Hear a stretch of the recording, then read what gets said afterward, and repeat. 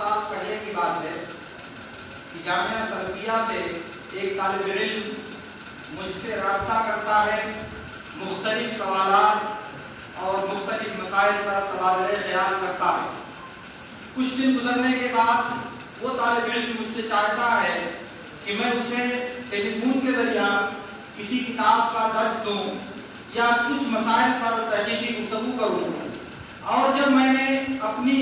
مصروفیت کا عذر پیش کیا تو اس طالب علم نے مجھ سے کہا کہ ہاں آپ میرے لیے کیوں ٹائم نکالیں گے، کیونکہ ہم چھوٹے لوگ ہیں اور آپ بڑے لوگ، ہم لوگوں کے لیے وقت نہیں نکال سکتے۔ میں نے کہا نہیں، بات اصل یہ ہے کہ آپ مرکز علم اور اہل حدیثان ہند کے دلوں کی دھڑکن جامعہ سلفیہ میں موجود ہو، آپ اپنے اساتذہ کے سامنے ہو، اگر آپ وہاں کے لوگوں سے بات سیکھو تو زیادہ آسانی ہوگی، اور میں تو آپ سے بہت دور ہوں، ٹیلی فون پر کس طرح میں یہ ذمہ داری ادا کر سکتا ہوں۔ اس طالب علم کا نام حافظ اکبر علی سلفی تھا۔ پھر اس کے بعد یہ سلسلہ قائم رہا اور مختلف مواقع پر وہ رابطہ کرتے رہے۔ پھر شدہ بات یہاں تک پہنچی کہ انہوں نے مجھے لا کر کے یہاں کھڑا کر دیا، جس کے بارے میں میں کہنا چاہتا ہوں جو ابو بکر صدیق رضی اللہ تعالیٰ عنہ نے کہا تھا، اللہم لا تؤاخذنی بما یقولون واغفر لی ما لا یعلمون واجعلنی خیرا مما یظنون۔ یہ پروگرام، اس کی ترتیب اور اس کے سلسلے میں اہل علم کے جو کلمات ہیں ان کا وزن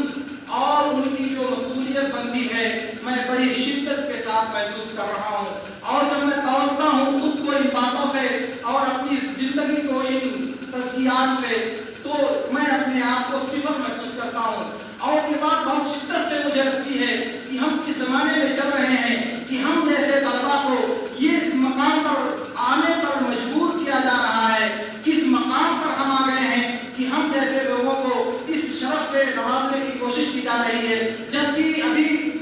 ہمارا مرحلہ طلب علم سے آگے نہیں بڑھ سکا ہے۔ ہمارے اساتذہ کے اساتذہ الحمدللہ ابھی باحیات ہیں، جن سے استفادہ کی لہر اور استفادہ کا شوق پیدا کرنے کی ضرورت ہے۔ بہرحال یہ میرا اپنا قلبی تعبر ہے جس کے بارے میں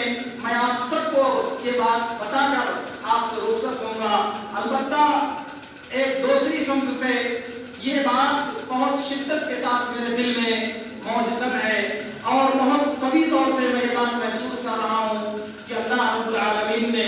ان تمام وقت اہل علم کے سامنے مجھے اس طرح سے نوازا، یہ صرف اور صرف اللہ رب العالمین کا فضل اور اس کی توفیق ہے میرے لیے، ورنہ میری اپنی ذات کو، میری اپنی سیرت کو، میری اپنی کاوش کو اور میری اپنی زندگی کے اعمال کو اس میں کوئی دخل نہیں ہے، اور نہ ہی میں اپنے آپ کو اس کا اہل سمجھتا ہوں کہ مجھے یہاں کھڑا ہونا پڑے یا کھڑے ہو کر مجھے یہ چیزیں ادا کرنی پڑے۔ بہرحال میں دعا کرتا ہوں اللہ رب العالمین سے کہ اس صورتحال کے پس منظر میں اللہ رب العالمین ان تمام لوگوں کو اجر جزیل سے نوازے جنہوں نے یہ اسباب پیدا فرمائے، ان تمام لوگوں کو اللہ رب العالمین جزائے خیر عطا فرمائے جنہوں نے بھلائی کے ایک سلسلے کو شروع کرنے کی پہل کیا ہے۔ یہ پہل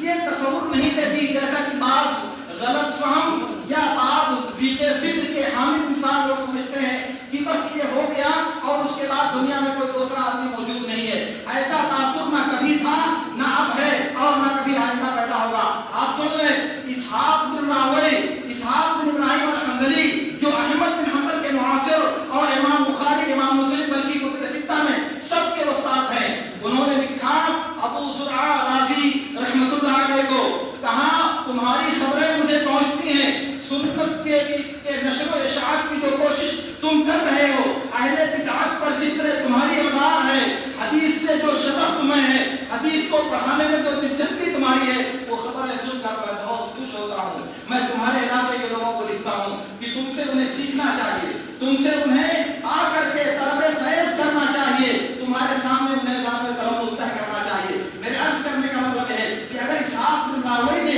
یہ بات اپنے ایک ساتھی، ایک معاصر اور ایک ہم عصر ابو زرعہ رضی اللہ تعالیٰ عنہ کے لیے کہی ہے، تو اس کا مطلب نہیں کہ اس وقت پورے زمین پر کوئی بڑا عالم یا ان کے پلے کا کوئی دوسرا عالم نہیں تھا۔ اسی مجلس میں اگر آپ شمار کرائیں تو کم سے کم سینکڑوں وہ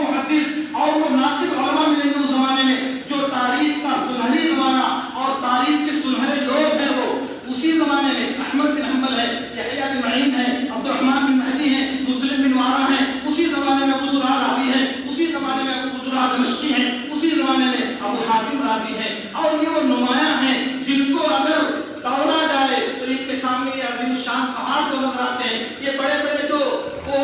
کردار نظر آتے ہیں، یہ سب ان کے سامنے بے وزن اور بے وقار نظر آئیں گے، مگر اس کے باوجود انہوں نے یہ بات کہی۔ اسی طرح محمد بن یحییٰ زہلی نے جو معاملہ فرمایا تھا ابو حاتم اور ان کے لڑکے ابن ابی حاتم کے ساتھ، وہ سب تاریخ کی زینت ہے۔ بہرحال میں آپ سے کرنا چاہ رہا تھا کہ یہ سلسلہ جو شروع کیا گیا ہے یہ ایک مبارک سلسلہ ہونا چاہیے۔ اللہ رب العالمین سے ہم سب کو اس کے مبارک ہونے کی دعا کرنی چاہیے کہ اس طرح اہل علم کی قدر افزائی ہوگی، اہل علم کو ان کا وقار اور ان کا بلند مقام عطا ہوگا، اور لوگ ان کی طرف متوجہ ہوں گے، عوام کو ان سے سیکھنے، ان سے سوال کرنے، ان سے معلومات حاصل کرنے کا شوق پیدا ہوگا۔ اور بس اس کے علاوہ کیا چاہیے آپ کیوں اس سے دلچسپ ہوتے ہیں؟ اور ایک بات اور نوٹ کر لیں، اہل علم کی قدر کرنے کا حکم اللہ رب العالمین نے اس لیے دیا ہے کہ انہیں علم دیا ہے، اس لیے نہیں کہ اہل علم کو اللہ رب العالمین نے فرشتہ بنایا ہے، اس لیے نہیں کہ اہل علم کبھی غلطی نہیں کر سکتے، ایسا نہیں ہے کہ اہل علم کو اللہ رب العالمین نے آسمان سے نازل کیا مبرہ اور منزہ اور گناہوں سے ایسے پاک و صاف ہیں جیسے کہ انبیاء کرام ہوا کرتے۔ نہیں میرے دوستوں، علماء کرام بھی اسی انسانی آبادی کا ایک جز ہیں، ان سے بھی غلطیوں کا صدور ہوتا ہے، ان سے بھی معصیتوں کا صدور ہوتا ہے، وہ بھی رب کی نافرمانی کے شکار ہوتے ہیں، لیکن اس کے باوجود اللہ رب العالمین کا حکم یہی ہے کہ جو وہ علم اور عالم کے مقام و مرتبہ کو نہیں پہچانتا وہ امت محمدیہ میں سے نہیں ہوتا۔ اس لیے اللہ رب العالمین سے میری دعا ہے کہ اللہ رب العالمین ہمیں ان باتوں کو سمجھنے اور ان میں سے بہترین باتوں پر عمل کرنے کی توفیق عطا فرمائے۔ وآخر دعوانا ان الحمد للہ رب العالمین۔